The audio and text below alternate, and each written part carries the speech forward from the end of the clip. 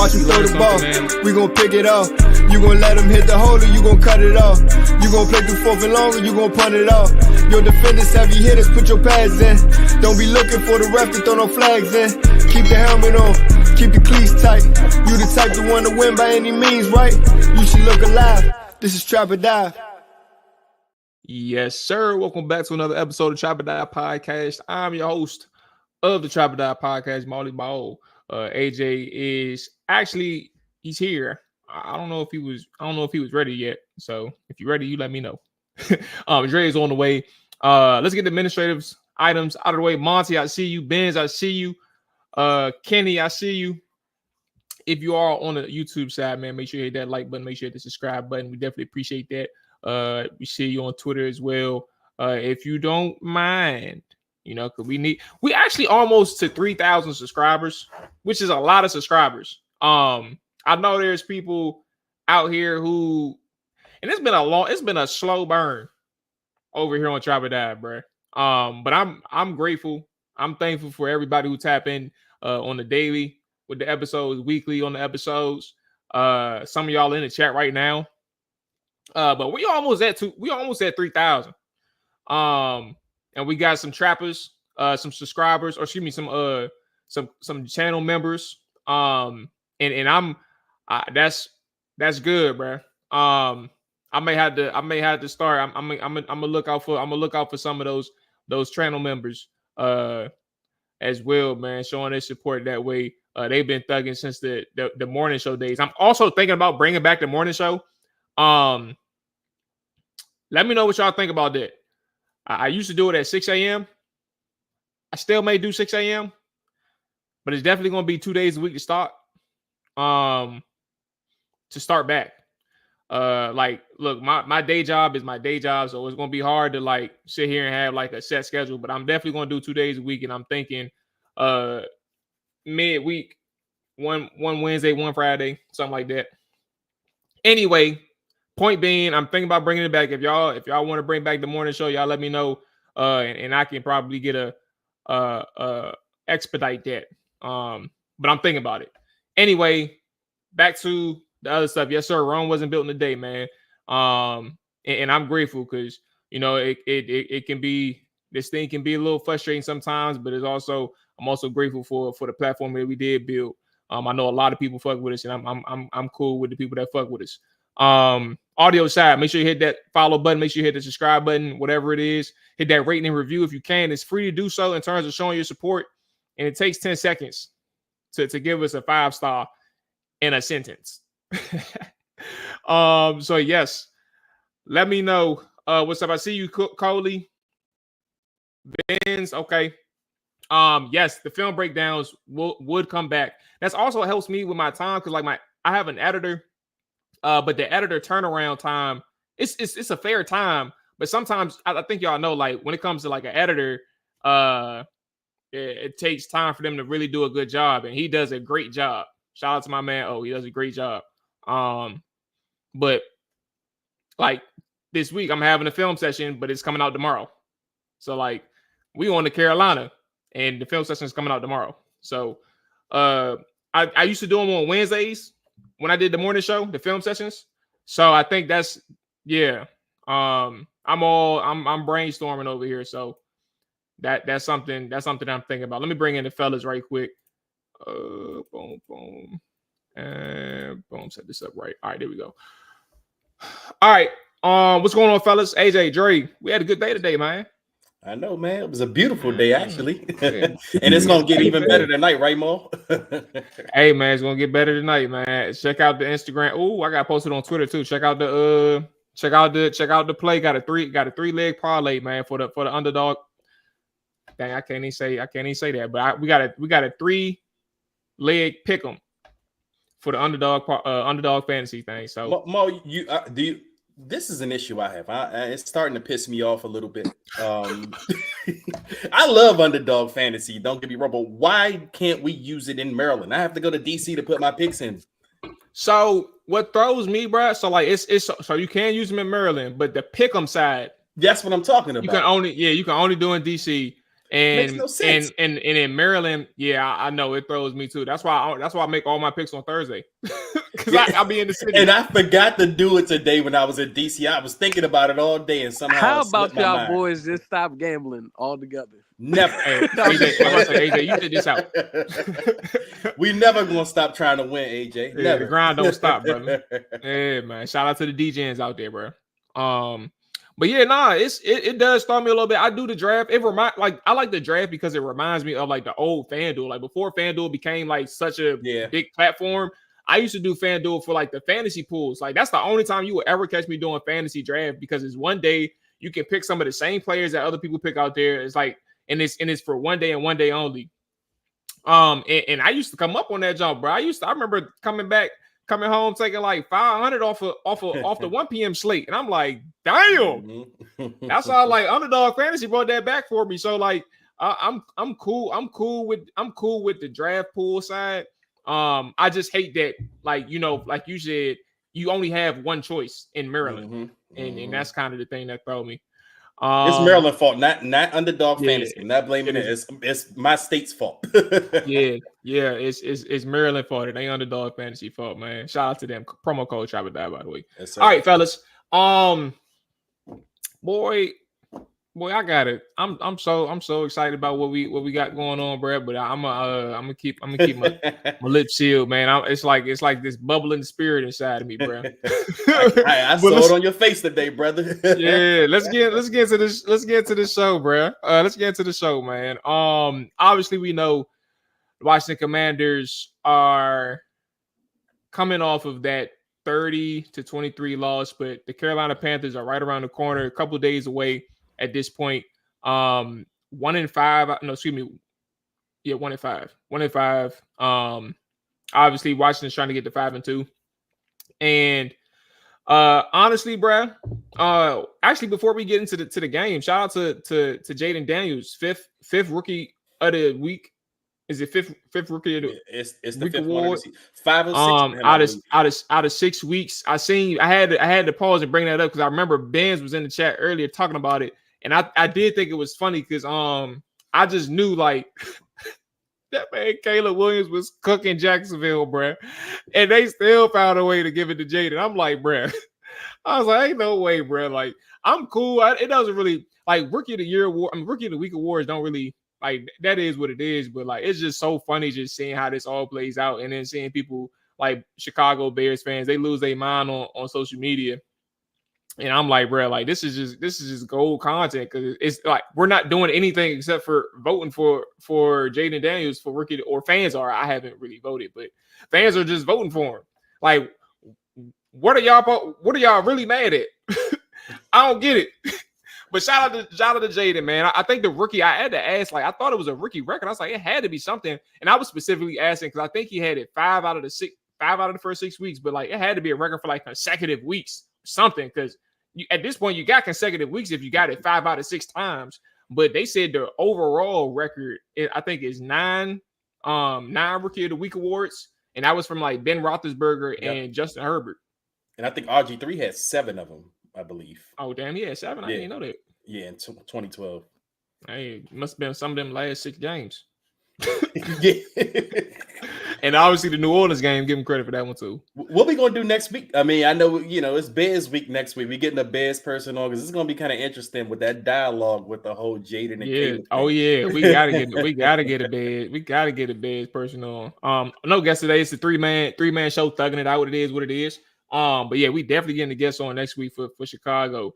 We gotta chop it up with some people and figure out like what's the real beef. Like, are they really geeking over this Jaden Daniels thing, or is this just internet talk? Man, I think it's just 2 franchises that haven't had a franchise quarterback. Like, well, the Bears have never had one.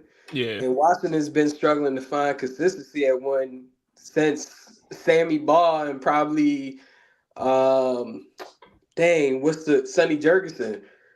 It's like they might get one for spurts and that's it. But and not to make this about the Bears because we got them next week, but my only thing is I really think is Chicago thought they had the generational prospect in the draft, and the whole offseason they talked about the generational guy, and they can't fathom the thought that they may have selected the wrong guy again. I mean, they just went through the whole Trubisky, Watson, Mahomes thing. Their fields didn't work out. Now you got Caleb Williams. Yeah, it's some PTSD going on there, so they cannot have them drafting the lesser quarterback in another draft again. I mean, hey, that's their situation. Whereas us, we're just happy to have Jaden Daniels. I mean, we're ecstatic, Nah, for real. I ain't even mentioned Caleb one time, and if I did, it was probably giving him credit for something that a play that he actually made. But hey, shout out to Jaden, 5 out of 6. Let's see if he can break that record this year. Okay, Carolina, man, 1-5. Washington, like I said, 4-2, trying to make it to 5-2. What if we had to give like a major question, right? Like one big question going into this week's game. What question do you want answered? And how, like, I didn't think about how I was going to phrase it, but like what question needs to be answered in order for Washington to be on the winning side? Hopefully that makes sense. I mean, I think the thing that you want to see probably for every game going forward, can they produce a pass rush and create turnovers? I think that's one of the main objectives for this team going forward. Get into the quarterback, especially, with the subtraction of Jonathan Allen. Who knows if Dorrance Armstrong is going to play, but one of your rotational pieces in Baptiste. Will they be able to get to the quarterback and force more turnovers? So I think that's one of my main questions when it goes alongside with this matchup and the rest of the season, honestly, because I think we know that the offense can hang out there with the rest of the boys. It's just more so, what are you getting from this defense week in and week out? For me, to answer your question, Maul, for me going into this game, I want to see the focus. Like, I want to see where we are at as far as coming back off of I mean, I don't want to call it an emotional game or an emotional loss, but it was a game. It was a big game, you know, and you actually coming off a high from this game because you feel good about yourselves, at least from the fan base standpoint. I mean, I know the players, you know, they expect to win these games. They don't go in with the expectation to overplaying the big bad Ravens, you know, we're going to lose, you know, they expect to win these games too. But coming off of that, how do you respond, you know, in this game? Do you respond in a big way against a lesser, what is perceived to be a lesser opponent? Do you respond big, or do you come out lackluster? So to me, I want to see how Dan Quinn has this team ready to go out, because I'm expecting a big win. You know, I'm not expecting a close, you know, game in a sense. You know, I'm expecting something more reminiscent of the Cleveland Browns game or the Arizona Cardinals game. So to me, if you come out and have that big win against a struggling Panthers team who has given up, who has the worst point differential in the NFL at this point by a lot, like if you come out and dominate a team like this, that tells me, yes, your focus is there. Dan Quinn gets a lot out of his players. They're responding to him. Or do you get a lackluster performance coming off a loss? So that's the thing that I'm looking for coming into this game. Kenny, I see you say it's hot as the defense bounce back. Then Joe Witt was pissed in his press conference. He mentioned missed assignments and lack of turnovers. He said essentially 4 plays cost Washington against the Ravens. But to AJ's point, honestly, I think that the defensive line is probably one of my bigger questions for me. Like this is one of those situations where, like, it's not even about the Panthers per se, right? The Panthers, first off, I like their run game. Chuba Hubbard is a guy I respected since college. Like, so that's he already had my respect, and he's growing in Carolina. He's found himself a situation that works for him. I actually think that, if I'm not mistaken, they are 9th in yards per attempt on the ground. So, like, they can move the football. The issue is they don't run it enough because they're always trailing. So, like, if they can kind of get that ground game established in terms of, like, having a balanced offense off rip and really getting some traction in the ground game, that's going to be one thing. But my point in even saying all of this about the defensive line is not even just about this one game, right? Like, this is the immediate situation in front of Washington. But the injuries, the loss of John Allen, and just the inconsistency in terms of the lineup. Like, Jamin Davis, you chose Jamin Davis over some of your more, while youthful, some of your more experienced players who've been playing the position a little bit longer, right? And they have moved on. Like, what's dude who went to Dallas now? He went to Cincinnati, then went to KJ Henry. He was one of your more disciplined run defenders. Now, he's not the strongest.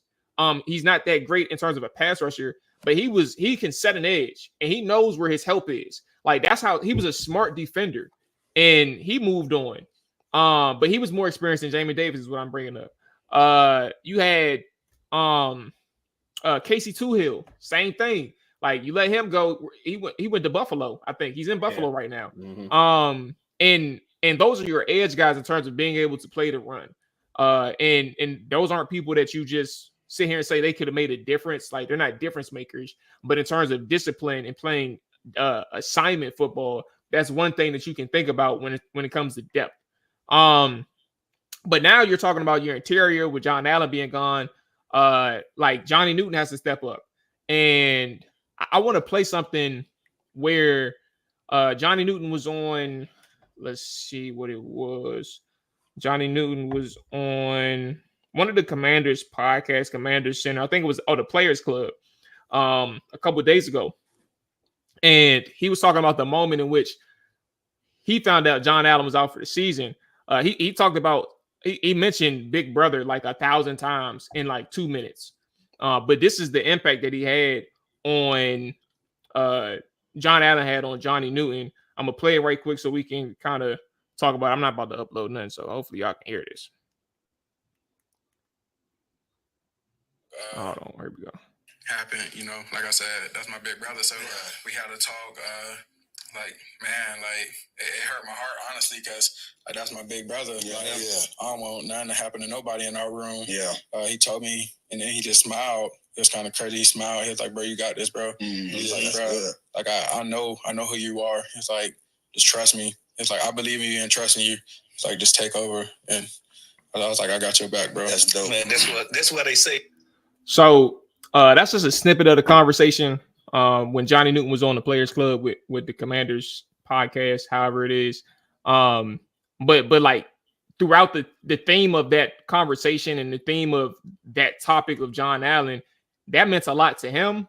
But like the loss in the locker room may be something that we know we can't account for or that we can't see or and understand. And I think that's something. I mean, and also Johnny is young too, so I would imagine like in a locker room he's impressionable. Like, and also he helps him out a lot. Like he helped him with the film study, he helped him out with so many other things.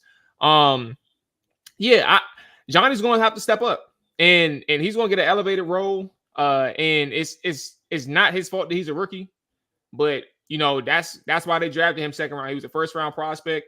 And him and Fedarian Mathis is going to be in a situation where they really got to do something in terms of like being able to mitigate the damage that was already hurting these guys up front.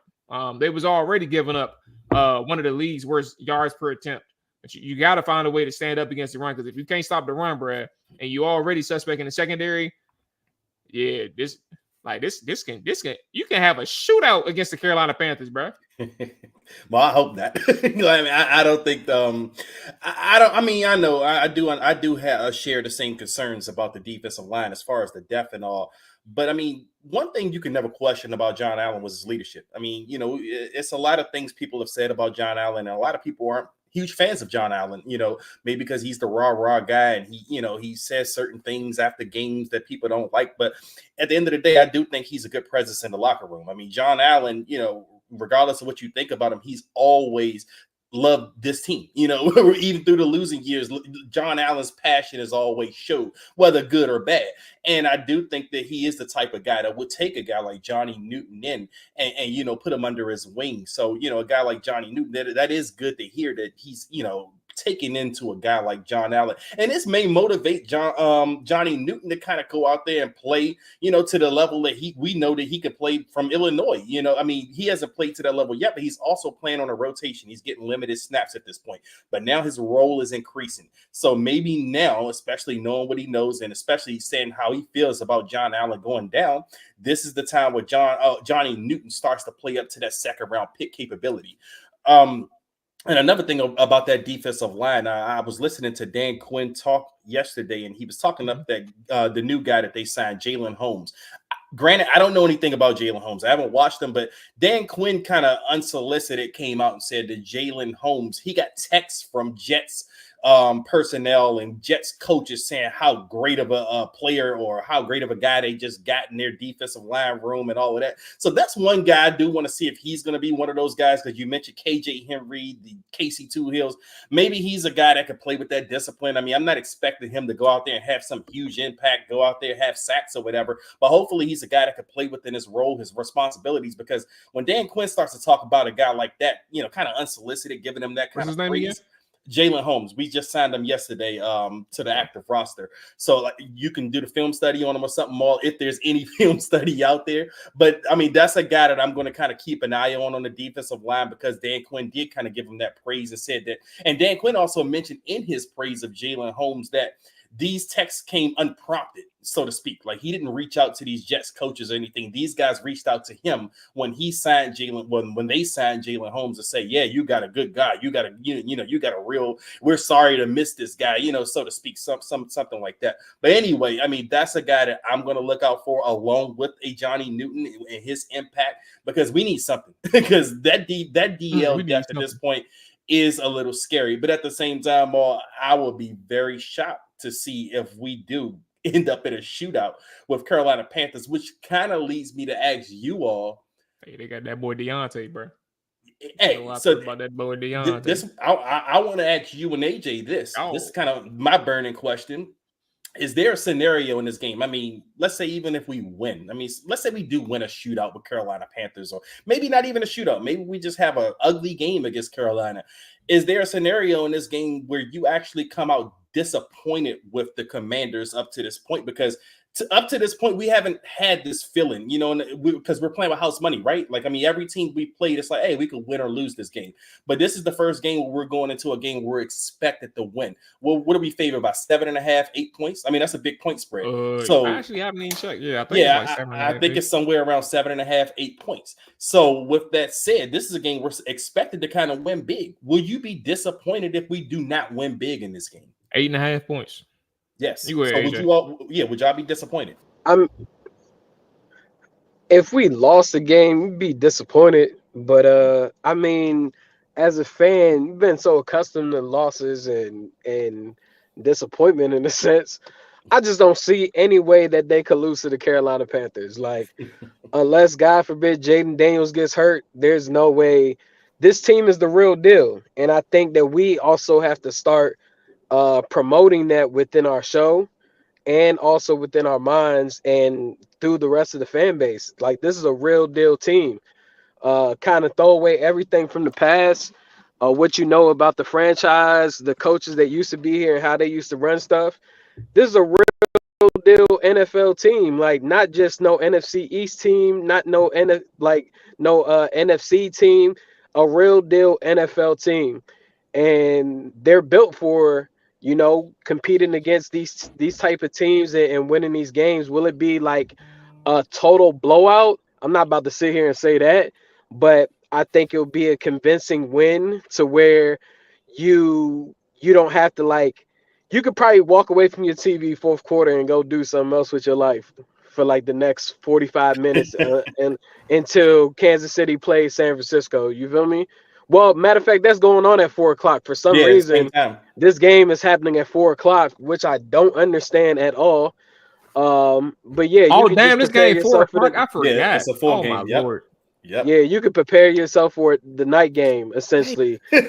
Just sucks that we got to wait until 4:00. But yeah, I'm not concerned about the Panthers. That's why I laughed at Linnell when he said, yeah, I'm worried about Andy Dalton. Said, what? Boy, if you don't get that out of here, you worry about no damn Andy. So were you expecting to blow Carolina Panthers out? And if we don't blow them out, I don't expect the blowout, but I expect it to be convincingly. Like that could be 27-3. Like, it's gonna be multiple touchdowns. I don't consider that a blowout. I guess so maybe my definition. You went by two or more scores. That's damn near a blowout in the NFL, bro. But would you be disappointed if they don't win convincingly, AJ? Even if they win, let's say they win 17-14, would you be disappointed? Okay, I don't even care. Just win the damn game. Okay. It could be 1 point. I don't care. Just win. Just win and move on to the next week and keep going like that. Just win. So the only outcome for me, Dre, is I'll be disappointed if we lose. That's it. I don't care the method in which they win. I'm very much aware of what the defense is right now. But I'm also aware of who they faced last week, right? I said it before the game against the Ravens.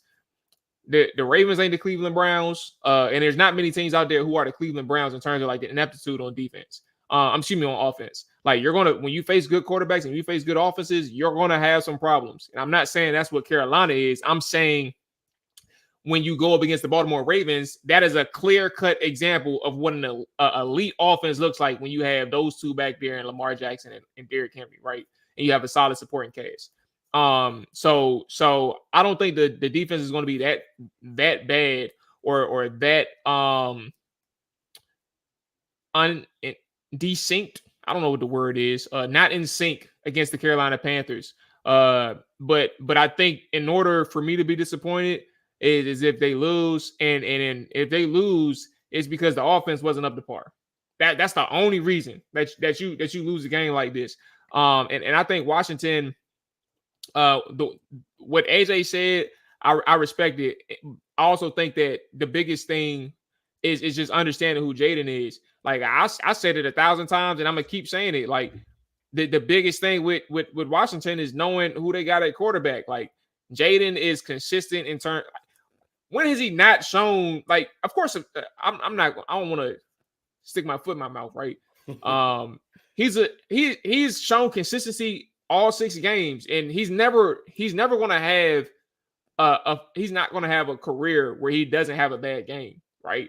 There's going to be moments where he has a bad game, but I think in terms of consistency, like the type of quarterback he is as a passer and how he sees things, but also his athletic ability, he's going to be the reason why you win a lot of games. And that's where I sit here and look at the Carolina Panthers, and I'm like, yeah, this team ain't that great. But you also have offensively Jaden Daniels. You get Brian Robinson back. They needed him. Cliff spoke about the run game last week. In his presser today, he said on the lack of running success versus the Ravens, we needed to run it better to win that game and possess the ball more than we did. We had our defense out there a lot because we weren't able to establish the run game. He also said in terms of expectations, given the poor rush defense of the Panthers, he said we just want to get back to how we're playing, and that is a more balanced approach. So like and obviously you say this in a press conference, but he's clearly aware that that was a problem last week. And I think when typically people, generally speaking, when you know you miss something that you are really good at or something that's your bread and butter, you're going to make sure that you emphasize that the very next time you get an opportunity to do so. And I think against the Carolina Panthers, that's exactly what they're going to do. They're going to try and control the game through the ground. And they're going to use that to play. They're going to use that to marry with their passing game. So yeah, I know that was a long-winded saying. I'll be disappointed if they lose. That's the only reason why. But that's the reason why they'll lose is if the offense has a misstep, and I don't see that. I don't see that happening, bro. If you don't mind, if I could just get back to even the I didn't get the comment on it, but the whole Johnny Newton replacing Allen thing. I mean, it was the inevitable when the draft pick was made. You're talking about a prospect that was considered to go top 20. You feel me? Whatever happened with his medicals with some organizations scared them away. But as far as productivity and talents that he possesses on the football field, like he may not be as strong as a Jonathan Allen, but like his get off is the get off of a 255-pound defensive end. And Deron Payne is one of the guys that gets off the ball just as quick as the D tackle position, but I don't think he's anywhere close to how fast Johnny Newton gets off the line of scrimmage. So I think that'll have a major impact going forward, especially getting exposed with more reps. All right. Let's take the ad break right quick, and then we can spin the block and talk about some of our lingering thoughts, obviously with the defense as well. We talk about the offense a little bit, but let's talk about some defense and get some remaining thoughts on the game. Here we go. All right, let's take a break from the show right quick, and let me tell you something about Underdog Fantasy. It is the greatest time of the year because football is back and it's here to stay till February. You can win up to 1,000 times your money just by choosing higher or lower on your favorite player stats such as touchdowns, passing yards, and more. Peep that touchdown thing, right? If you're a Commanders fan, Jaden Daniels, Brian Robinson, you're looking like money. You can make that entry on Underdog Fantasy, choose higher on their touchdown total, get you some bread. Making picks on Underdog is straightforward and signing up is even easier. Just hold over Underdog's simple to use mobile app or UnderdogFantasy.com. Sign up with promo code TrapperDive and Underdog will give you a free pick to use on your first cash pick'em entry, plus up to $1,000 in bonus cash when you deposit. That's Underdog Fantasy promo code TrapperDive to claim your new customer special of a free pick and your deposit offer. Must be 18 plus, 19 plus in Alabama and Nebraska, 19 plus in Colorado for some games, 21 plus in Massachusetts and Arizona, and present in the state where Underdog Fantasy operates. Terms apply. Void in Colorado. Concerned with your play? Call 1-800-GAMBLER or visit www.ncpgambling.org. Arizona, 1-800-NEXT-STEP or 1-800-639-8783 or text NEXT STEP to 53342. New York, call the 24/7 HOPEline at 1-877-8-HOPE-NY or text HOPE-NY to 467-369. Oh, who in the world? It's got a weird email. Hope that bad. Yeah, that's very weird. All right, I ain't worried about that. Injury report. All right, so we have a few people listed as full. Noah Brown, Percy Butler, Emmanuel Forbes, Jordan McGee, 2 straight days for Jordan McGinn listed in full. And Deron Payne, he was full on Thursday. He's dealing with a knee injury. Brian Robinson has been limited the first 2, or Wednesday and Thursday. Tyler Owens was a DNP on Wednesday, but he was limited today. Tyler Biadasz and Nick Allegretti are on the injury report as well. They were limited. Cleveland Farrell, Quan Martin, both limited both days, Wednesday and Thursday. Frankie Louvu had a rest day, as well as Bobby Wagner today. But Frankie is dealing with a toe injury, and he was limited on Wednesday. Dorrance Armstrong dealing with a rib injury. He was DNP for 2 straight days on the injury. Who the hell is healthy on the DL? Yeah, it's looking a little crazy, ain't it? Nobody's healthy. But the Carolina Panthers has an injury report that's probably a little bit longer than Washington. Let's I'll kind of skim through some of theirs. Deontay Johnson, DNP, both days. When I say both, for those listening, Wednesday and Thursday. Deontay Johnson, both days, DNP with an ankle injury. Taylor Moton, DNPs with an elbow, both days. Ashawn Robinson, both days, DNP. Who else do they got up there?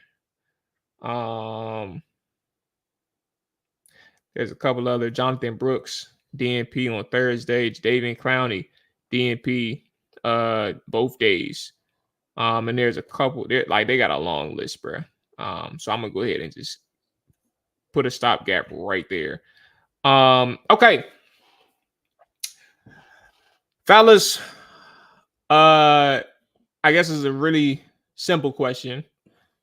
Now AJ kind of gave his answer away when he laughed at Lunel. Is there any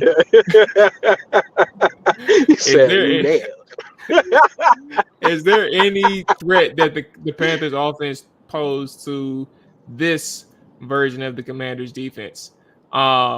Hey, Monty is funny. He said, I needed a drink after reading all that. Boy, I tell you, I swear to God, I did. I needed a drink. Jay Tyler says, is this going to be a carbon copy of the Arizona game? But what do y'all think? Is this something? Is that Carolina Panthers offense something that is going to give problems for the Commanders defense? For me, I mean, Chuba Hubbard is the thing I worry about, and that's because throughout the course of the season, the one biggest thing that we've kind of had an issue with is the run defense. I mean, we've seen it all season. James Conner kind of lit us up. I mean, Derrick Henry did too, but Derrick Henry also lights everyone up. But I mean, it's been an issue all season in a sense with us with stopping the run, and Chuba Hubbard is one of the better running backs so far, at least this season, against the run. But other than that, I just don't think that anyone else I don't see a scenario where Carolina's going out there going band for band with Washington when it comes to scoring. You know what I'm saying? Like, I just don't see it. And kind of to my question to you all earlier, like, I don't think, for me, I would be disappointed if we don't blow them out. Like, I know you all say y'all just want to win, but honestly, I would be disappointed if we do not come out there. I mean, I don't even want to say blowout, but a convincing win. I will be disappointed if Washington doesn't convincingly win, because I feel like our offense is so much better than theirs, and their defense is kind of almost as similar to us. So, to the point where, I think our defense can go out there and do enough to give the offense enough to get that kind of a cushion that they need. I mean, because other than Chuba Hubbard, I'm not really too concerned about Andy Dalton. I do know Andy Dalton's a veteran. He's still a smart quarterback in a sense, but I don't think Carolina has enough to kind of stay into this game where they're a threat to Washington, which is, I'm with Jay Tyler all the way, man. Like, I think this game is going to be reminiscent to the Cardinals and the Browns game. And if it's not, then I'm going to be like, oh, man, why didn't they take care of business? That's why I kind of asked the burning question, because I wanted to know, where we are as a team. Like, are we expected to well, at least from what we've seen through this point of the season, are we expected to kind of go out there and handle business against the Carolina Panthers? I mean, granted, now I'm still playing with house money through the season. I'm still having fun watching everything. But I feel like if you're playing a Carolina Panthers team and the way you've looked throughout this season, you should look much better than this team. You know, and I know we have our issues on defense, but with our issues on defense, I still do not see enough from that Carolina Panthers team to be a threat to this Washington team with the way they've shown that they played this season. Now, the defense has been bad, you know, in certain games, but the defense also has shown that they can be competent against a lesser offense, like when we played Cleveland, like when we played the Cardinals. And I don't think the Panthers offense outside of a Chuba Hubbard is enough to put them in this game. So, no, I mean, outside of Chuba Hubbard, Mual, I'm really not too much concerned about what the Panthers have on offense. Yeah, I've been looking at. Oh, go ahead, AJ. You got it. Oh no, I was just gonna say. I mean, I think you still have to give credence to the Panthers defensive coordinator, Ejero or whatever. I think that he could dial up some looks that could provide some trouble to Washington's offense and Jaden. He's one of the smarter minds out there. Also, shout out to my client who's on the staff as an assistant defensive backs coach, D Hall. Damn, I forgot about that. So I just think that you have to be mindful with that. But overall, man, Carolina is a depleted talent roster. As you just mentioned, their injury report is more items than that Cheesecake Factory.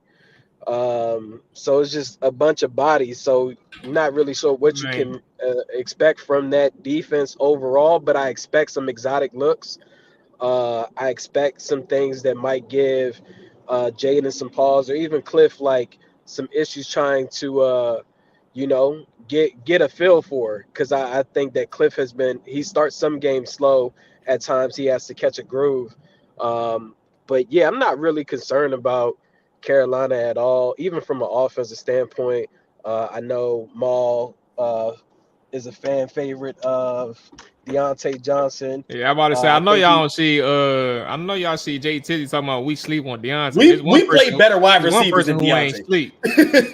Yeah, I mean, better wide receivers than them. That boy about Deontay is definitely he's definitely a good separator. Like, he's a good separator, and especially if you're having some DB problems. But I mean, this ain't the Baltimore Ravens but this ain't Baltimore Ravens where you gotta sit there and worry about a Derrick Henry, Lamar Jackson, Mark Andrews, Isaiah Likely, Zay Flowers. You ain't gotta worry about the main two characters in Lamar and Derrick Henry. You can kind of call defense a bit differently. I know we hear Joe Witt Jr. each week and out, putting a lot of blame on himself, but at some point, bro, you just ain't got the damn players to execute what you need to get done. Like, that's just the reality of it. I think the issue having to move Sandstrel to the outside and bumping Noah inside is causing Ben to have to play against all type of different guys that he may not even match up well. Like, he should never be guarding Zay Flowers, bro, unless it's zone. If it's man, he should not be on Zay Flowers, bro. Like, are we gonna play more zone? He's way too twitchy. I think you can. I think what favors Washington is Leggett being 6'5", 2-something, and you got a Ben St. Juste who is like one of your top two cornerbacks, your number one cornerback essentially, where you can kind of find a way to work your matchups in that instance. Deontay is going to be a little tricky. I don't know specifically with Carolina how they utilize him in terms of like his alignment. I can check actually as I'm talking, which makes sense. But yeah, like I think this offense is going to be a little bit more different in terms of how he's utilized, or how the defense is utilized against the Carolina Panthers. What's Jaden Daniels' career passing high so far? You talking about statistically his passing yards? Yeah, yards wise, as far as like was it the Baltimore game? Nah, he had another one. Hold on one second. I'm gonna take a look. And Deontay primarily plays outside. He splits time on the left and the right side, but he's mostly his most percentage of snaps are on the wide left. He's played in the slot as well. But it's a very small percentage that he's used in the slot. Jaden Daniels, his most yards in a game. Yeah, it was the Ravens. It was 269 yards. 68% Okay, completion so percentage. Jaden's gonna throw for 300 plus. Okay. On Sunday. Hey, you should have saved that for your footnote for the MVP. I wouldn't be surprised. Okay. All right. So I think we're all in somewhat of an agreement. I really didn't get my answer. Excuse me. I really didn't get my answer about the defense. But I do lean to, like, even with me understanding everything, I think that Washington is in a situation where, again, I talked about that offense that they have, and I believe wholeheartedly in that offense. And I think it's going to be a lot more work for for Carolina to stay in the game. I think because of the fact that they're kind of behind the 8 ball as a collective. One mistake, one turnover, one drive or a couple drives where they have to punt the football. I think it puts Washington in a position to take multiple score lead. So that's kind of where I'm at with this game.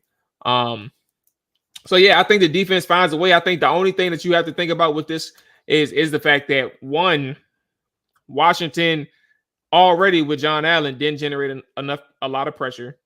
They weren't that good as a pass rush unit. But also Carolina is a good offensive line in the sense that they do not give up a lot of pressures, and their sack percentage is pretty low. So they aren't a good football team, but they protect the quarterback and they run the football well.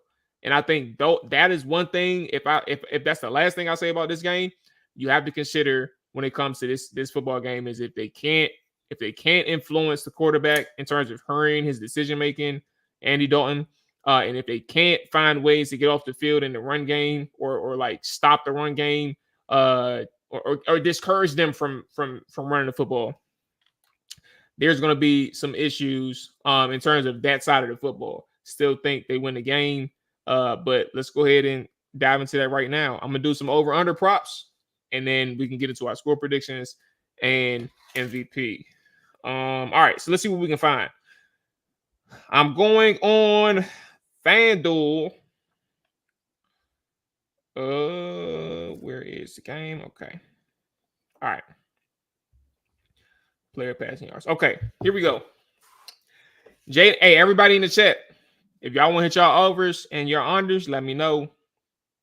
Monty, I better see you respond to every over/under, Monty. I don't know why. I just want to pick on you for a bit because you're my boy. Okay, here we go. 250 passing yards for Jaden Daniels. Excuse me, I read that wrong. How did I get 250? I was looking at Monty, and then he said 350, so I'm tripping. I'm really tripping. 241.5 passing yards for Jaden Daniels. Over or under? Over. Yeah, I already told you. Yeah, he said 300 plus. So. I'm going under. I just think the run game is going to be a big deal. That's all. Andy Dalton is at 233.5. I say under. I say over, bro. Nah, under, bro. We going under. I say over, bro. I'm under. Okay. All right. Where are we at? Chuba Hubbard. Oh, damn, that's how crazy the running back situation is for Washington. They only have Jaden Daniels up here. They don't have any running backs actually. Okay, so Chuba Hubbard. Probably because they don't know Robinson stats. Yeah, that's what I was saying. Yeah. They don't have no understanding of that. But I would imagine Austin Eckler be up there, but whatever. Right. Chuba Hubbard, 70.5 rushing yards. He's going over or under? Over. How many yards? 70.5. 70.5. I say under. Under? Okay. I'm going to go over. I'm gonna go over. All right, so player receiving yards. They got all Washington Commanders on here. They don't have any in the Carolina Panthers. So, and I'm sure that's going to change when they figure out who's actually playing. For Carolina, actually, as I mentioned, Deontay Johnson's on the injury report. Adam Thielen got hurt a couple weeks ago, and he ain't been playing. So I guess they just don't know. So I'll just go with Terry McLaurin for receiving yards. Terry McLaurin is set at 63.5. Over or under receiving yards? Is he hitting that? Over. I'm gonna say under. I think JC Horn AJ. Is a pretty damn good cornerback. But if Jaden throwing up for over 300 yards, who them yards going to? It's going to other people, bro. It's going to other people. Yeah, it's gonna go to it. Diami Brown might get 2 touchdowns on Sunday. Damn. Okay, that's how much it's gonna go to other people. You know how much money I'm gonna win on Diami's over on FanDuel? You're probably not even gonna be able. You're probably not even gonna be able to bet on it. That's how far fetched it sounds. You're not even gonna be able to bet on him having 1 reception, yet alone 2 touchdowns. I'm gonna look for it just because of you. I'm gonna look for what it. did I just do? Let me go back to the John. I just exited out of there. Let me know what they saying. I might throw you $1. Now you too comfortable with Jaden's over to say that Terry not gonna get the over. Bruh, Okay. JC Horn is a solid ass corner, bruh. I don't know. He ain't shut down. I mean, come on now. You can Yeah, get he ain't something shut down, but yeah. He said, yeah. Yeah. All right. Where are we at? Let's do a couple more. Passing touchdowns. That's where we're gonna end it. Jaden Daniels and Andy Dalton are both set at 1.5, so we can kind of marry that. Over or under, where are you at for Jaden and Andy? Over Jaden, under Andy. Same with Dre. Over Jaden, under Andy. Okay. I'm going to say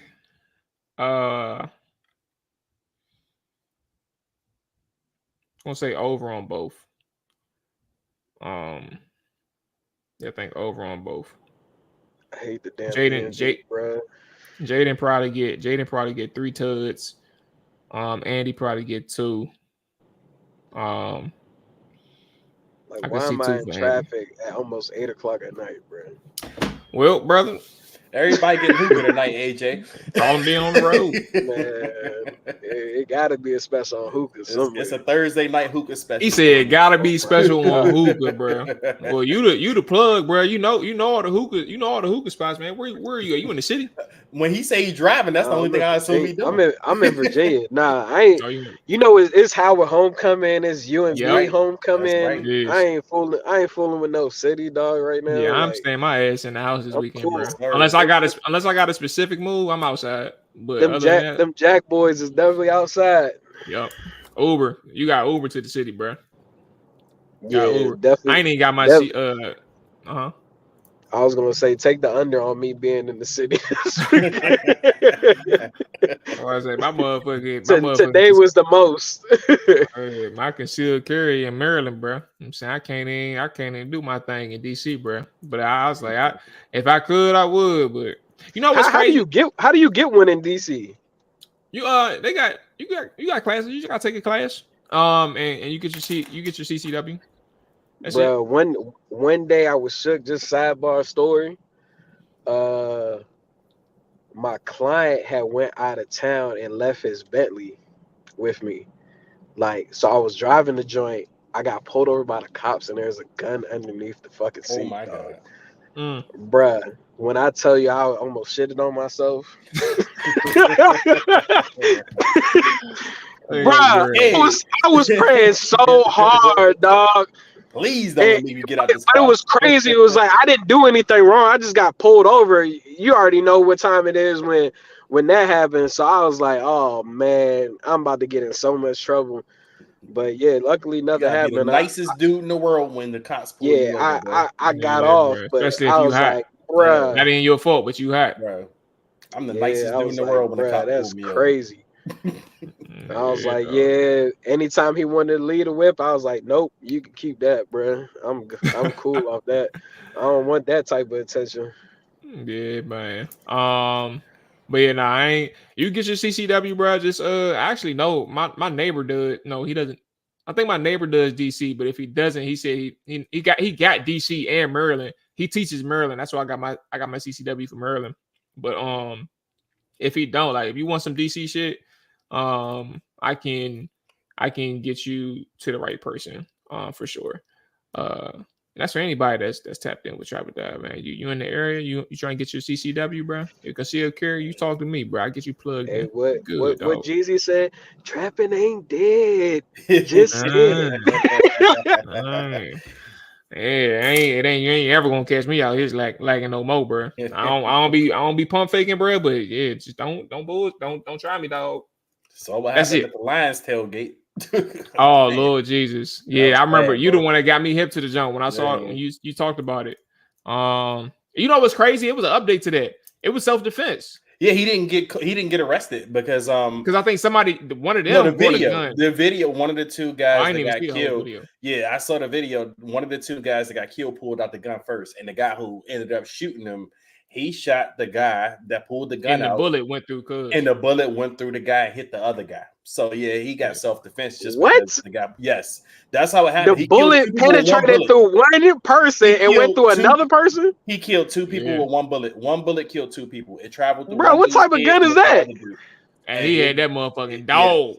Yeah, it was sad, bro. But like, you know, because the other dude was just trying to break the fight. He just was trying to de-escalate the situation. Oh, the other dude who caught the bullet.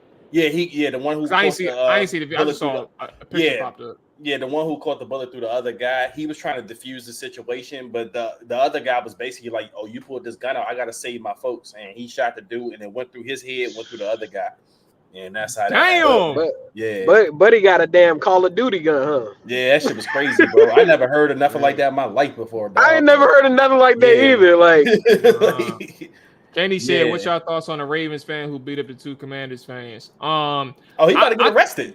Yeah, I think they didn't. It's all on. It's national. It's and local, he knew who to pick on. Let's get that straight right now. He knew who. He saw two small little dudes that looked like they didn't want to fight nobody, and he went up to them to show off on my man with the camera. And now he about to go to jail. And I don't even like. And it's not even Dre's fault. It's not your fault at all. But I don't even like that's the narrative because it's true. Like he picked on people that didn't want to fight, but it's like, who the fuck think they about to fight a dude who just over here geeking out of nothing? Like, exactly. I wouldn't even like. Of course, my intention is gonna be up if he approaching me, but it's like, bro, my first thought is like, yo, you good, bro? Like, I gotta have time to think and process. But at this point, like, you talk about a dude who really out here lunching, bro. Because they got on the Commander jersey, bro. Like, what's up with you? What's up with you, bro? Like it ain't courage, man. He was on that. In this day and age, bro, you just gotta watch out for everything. I remember one time, a place that I lived at, I came outside and there was a dude that was built like Terry Crews, bro. Like, dude was a crazy person, but he was strong as hell, like Derrick Henry type size dude. Man, he was just walking. He was just walking down the street, knocking out anybody that was in sight. Like, literally, anyone that was in sight, he was just knocking them out. Like, but it was so crazy. They called the cops, and maybe like 20 cops came. Bruh, he knocked out about 4 or 5 cops, bruh. Like, they could not control that dude. I don't know what type of drug. It had to be PCP or something he was on, bruh. He was on another level. X-Men, whatever mutant you want to call him, like, he was on that, bruh. So, like, ever since that day, bruh, I don't be trusting these little crackheads we got walking around the DMV area.